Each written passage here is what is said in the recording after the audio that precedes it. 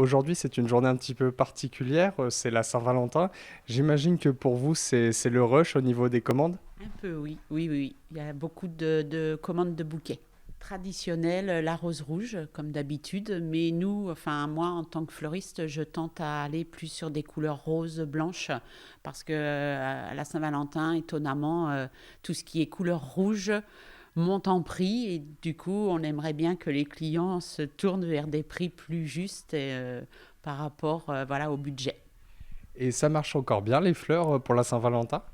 Oui, oui, oui, toujours, toujours, les hommes sont toujours aussi amoureux, mais on s'aperçoit aussi que les femmes envoient à leur mari des bouquets de fleurs ou des plantes.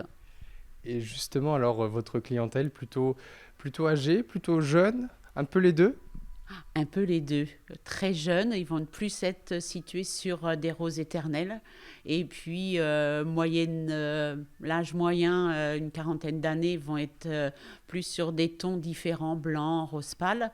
Et les personnes un peu plus âgées vont être sur les roses rouges.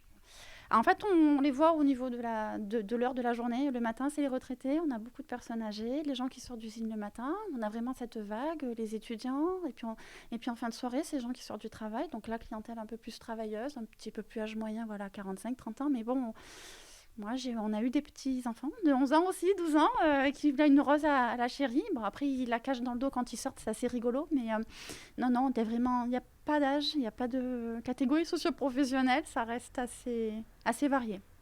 Et les fleurs, est-ce que ça marche toujours bien, la Saint-Valentin?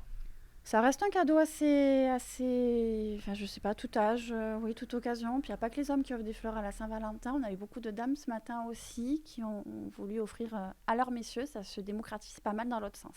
Donc, oui, non, la fleur, je crois que ça reste quand même le cadeau Saint-Valentin un petit peu obligatoire. Et alors, qu'est-ce qui marche bien dans les fleurs? Les roses, peut-être? Les roses, toujours la vente numéro un. D'ailleurs, je crois que la boutique parle d'elle-même. Donc, même si on essaye un petit peu de sortir de la rose rouge, on fait beaucoup de blanche, de pastel et d'orange. Maintenant, on essaye de mélanger. Beaucoup de fleurs de le mimosa, la saison. On essaye de donner un petit peu de couleur au bouquet. Mais non, la rose rouge, ça reste la number one. De toute façon, je crois qu'on en a 1002 en boutique. Donc, c'est pas mal.